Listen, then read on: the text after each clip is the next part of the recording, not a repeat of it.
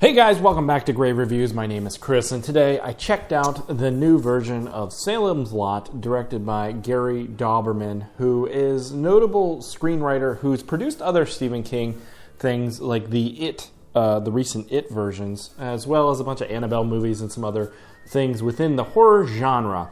Now, I thought watching the trailer for this, I was very excited. It looked pretty great, and I gotta say, I'm pretty disappointed with how this thing turned out.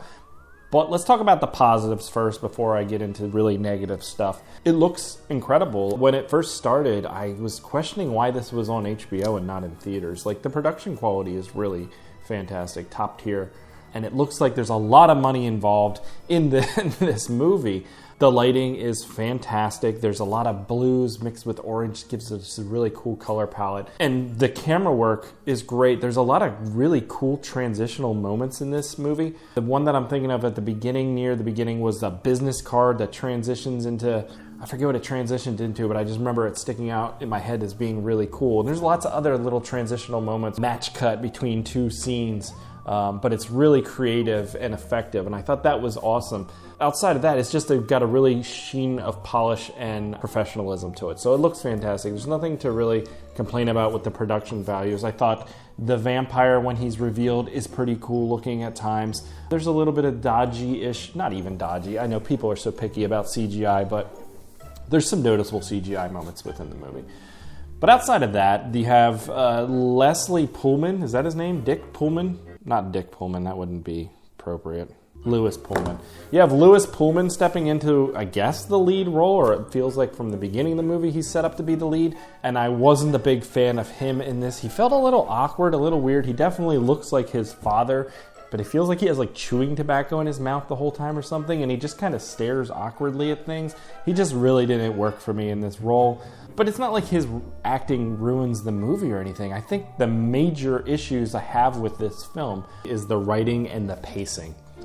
At the jump, I was on board. They took time to kind of set up the initial characters and who they were pretty efficiently. Ben coming into town, we learn quickly about him and his backstory and what he's kind of there for, as well as a few other members of this town. The problem is they set up all these points about the characters and all these setups that never are fulfilled or go anywhere. So there's a moment early on where a child goes missing in the film, and that's kind of where it lost me, because it jumped to time and it wasn't effective at all. I think the point of the movie is that it's supposed to feel like these vampires are slowly taking over this town, and it's building mystery and all that kind of stuff, but it doesn't do any of that because it jumps time and the pacing is weird. At one point in the film, it's just all the characters come together and it feels like they never earned that at all, when it felt like they had literally just met each other. So that was very awkward and weird for me. You have this kid, Mike, who I kind of felt bad for him. He is essentially like a psychopathic murder child who just kills vampires and kills people with no remorse. And the whole time I was thinking, like, this has got to be so traumatic for this kid. But the movie doesn't care about that at all. No one sits back and like looks at him as like, this is a little off that this kid just murdered someone or murdered a vampire with no regard. But I just thought it felt weird.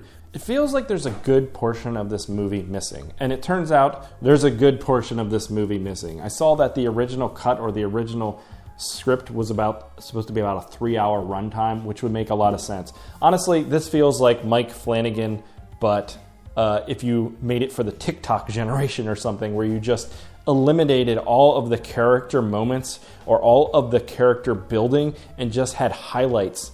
And you can see how ineffective it is when you do something like that. The beauty of the Mike Flanagan stuff is it takes so much time building out his character that you grow and you can relate to them. And so when things happen to them, you feel something.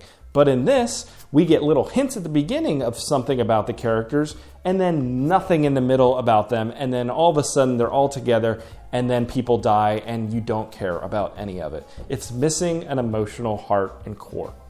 I then was ultimately disappointed again at the way that they disposed of Barlow, the main vampire creature, who's set up earlier in the film several times as being like way more dangerous than the other vampires, way harder to kill, and then it just feels like it just ultimately ends quickly without much of a struggle or anything that they had to do clever to overcome him and how dangerous he is. So while I wasn't really that bored while watching it, I was just so disappointed by how much potential it had. I think this could have played a lot better as like a 5 or 6 part miniseries.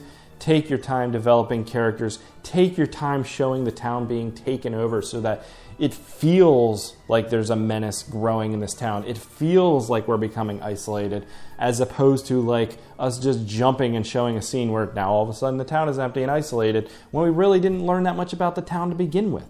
So this was really disappointing, guys. It's definitely not like a bad watch when you're watching it because it's so beautiful to look at and does have some cool vampire looking effects and stuff like that. I really like the eye glowing thing. I thought there was times where that was used creatively and was creepy, but this really misses the mark.